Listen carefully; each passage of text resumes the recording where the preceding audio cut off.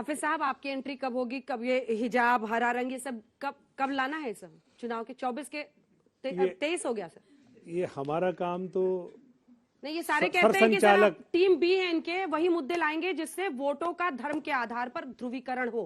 हाँ, आप देखिए ना, सरसंघचालक ने कहा कि ये देश 1000 साल से युद्ध कर रहा है और पहले खतरा बाहर से था, अब खतरा आंतरिक है। उन्हें चीन नजर नहीं आता, लेकिन अंदरूनी तौर पे उन्हें खतरा नजर आता है। और फिर उसी की भ्रम में दूसरी कड़ी आती है मोदी जी की, जो कहते हैं कि मुसलमानों में आपको बोहरों के पास पहुंचना है, पसमानदा के पास पहुंचना है, यानी मुसलमानों में भी डिवीजन कराने के लिए। आप थे क्या वहां अंदर जब ये पीएम बोल रहे थे? कान लगा के ऐसे सुन रहे थे। देखिए साहब, ये आप जैसे प्रवक्ता और मीडिया इसको प्रोपेगेट कर रहा है। अब अंदर क्या हुआ था ये तो मैं सुनने नहीं गया, मुझे लेकिन जो मैंने मीडिया को सुना वो मैंने सुना। जब लोग वोट करते हैं तो वो स्कूल, शिक्षा, सड़क, क्या मैं गलत कह रही हूँ? स्कूल, सड़क, शिक्षा, अस्पताल, इन मुद्दों के लिए करते हैं। आपको लगता है उनको रत्ती भर फर्क पड़ता है ये भगवा हरा जो आप करने के लिए पहुंचते हैं? नहीं, हम भगवा हरा करने के लिए मुस्लिमों के मन में आप डर बैठाते हैं। हम ये बताने, जो मेरा ये बताने का मकसद मेरा ये था कि ये भारतीय जनता पार्टी सरकार जो मुसलमान, अल्पसंख्यक, गरीब, वंचित, जो पिछड़ा हुआ है, खास तौर से एजुकेशन में पिछड़ा हुआ है, और वो किसी तरह से लेके प्री मैट्रिक, पोस्ट मैट्रिक और मौलाना आजाद नेशनल फेलोशिप, इस तरह की स्कॉलरशिप लेके एजुकेशन लेता था, वो तक इस सरकार ने बंद कर दी। उनके लिए एक छोटा सा मंत्रालय बना था, उस मंत्रालय का भी गला घोट दिया। और इसके अलावा उनके साथ जो अन्याय जिस तरीके का वो दिखाते हैं, खास तौर से योगी के बुलडोजर से लेके और गुजरात की पुलिस तक का जो हाल है, तो ये तमाम मुद्दे हमारे लिए तो मुद्दे हैं मैडम, आपके लिए नहीं होंगे मुद्दे ये। लेकिन जब लोकतंत्र में कोई भी कम्युनिटी अल्पसंख्यक हो जाती है तो उसकी तो सिक्योरिटी बढ़ जाती है, उसकी तो क्यूरियोसिटी बढ़ जाती है, वो सोचती है कि सरकार हमारे लिए क्या करेगी।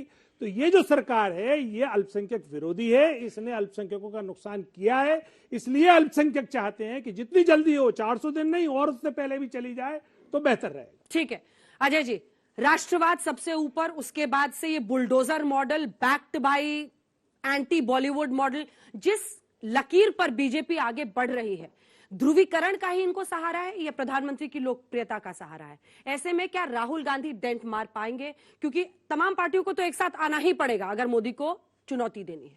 अंजना जी, कोई पार्टी मुझे नहीं लगता है कि इस चुनाव के पहले प्री पोल अलायंसेस कहीं बनने प्री पोल ना करे, पोस्ट पोल वो तब संभावना है अंजना जी जब बीजेपी अपने दम पे 300 से नीचे रहेगी, क्योंकि न्यू 272 इज 300 फॉर बीजेपी। ये टारगेट देखिए, चुनाव का नैरेटिव बड़ा सिंपल प्लेन है। एक पार्टी है जो 2014 से 19 में 19% वोट पे आ जाती है, और एक पार्टी है जो 31% से 37% पे जाती है। तो भारतीय जनता पार्टी के लिए चैलेंज ये है कि 37 को वो 40-42 कैसे ले जाते हैं, क्योंकि लड़ना इनको अकेले है सबसे। इनका एक ही एडवांटेज है कि सारे मिलकर लड़ नहीं सकते। अब आप देखिए, मेन फ्रंट बनाने वाले कोई नहीं पूछ रहा है। दिक्कत ये है ना, कांग्रेस अलग यात्रा निकाल रही है, कोई दूसरा उसके बारे में कुछ अलग क्रिटिसिज्म। लेकिन राज्य दर राज्य अलग, अगर विपक्षी पार्टियां अच्छा परफॉर्म करती हैं, बाद में एक ऑपोजिशन कॉबल अप करके कुछ होता है, तो क्यों नहीं किया जा सकता? तो राज्य दर राज्य भी तो भाजपा ही लड़ रही है। आप ये देखिए, 102 सीटें हैं आंध्रा, तेलंगाना, तमिलनाडु ये मिला के, जहां भारतीय जनता पार्टी पिछले बार 2-3 सीट जीती थी। आज उसमें आंध्रा और तेलंगाना में भारतीय जनता पार्टी की उपस्थिति अच्छी हो रही है। नैरेटिव क्या है? ऑपोजिशन का नैरेटिव हो रहा है मोदी को गाली दो, मोदी को कोसो, महंगाई, बेरोजगारी। इस देश में किस चुनाव में महंगाई और बेरोजगारी नहीं थी, ये बताइए जरा 1951 से। क्या उसके बावजूद देश आगे नहीं बढ़ा?